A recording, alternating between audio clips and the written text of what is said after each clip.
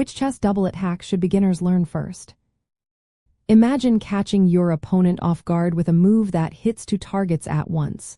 That's the power of a double attack in chess. It's like hitting two birds with one stone. But which of these tactics should you focus on first? Let's find out. First, the most common double attack beginners should learn is the fork. A fork happens when one piece attacks two enemy pieces at the same time. Knights are famous for this because of their unique L-shaped move. For example, a knight can jump to a square where it attacks the opponent's king and queen at the same time. The opponent can only save one piece, so the other gets captured.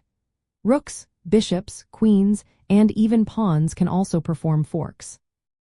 Rooks and queens are especially good because they can attack along lines, hitting multiple targets.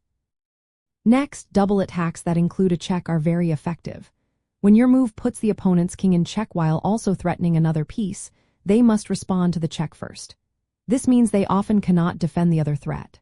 For example, if your queen checks the king and also attacks an undefended rook, the opponent has to move the king.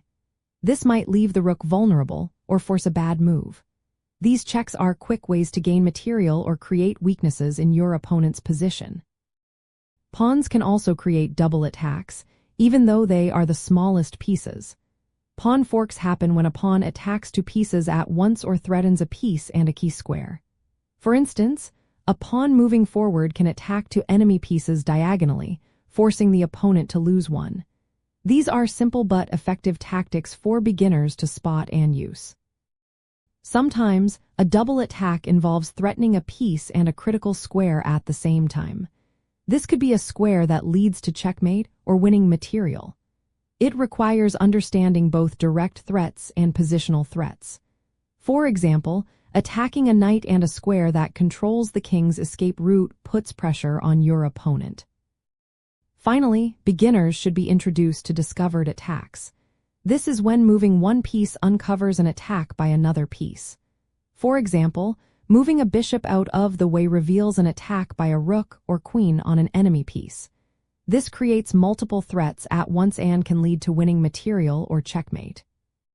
To practice these, always look for undefended or weak enemy pieces. Use pieces that can attack multiple targets, like knights and queens. Combine checks with double threats to make your moves more powerful. Recognize patterns where one move threatens two things at once. Mastering these basic double attacks builds a strong tactical foundation. They teach you to think ahead and see multiple threats on the board. This skill is key to improving your overall game and gaining an advantage over your opponents.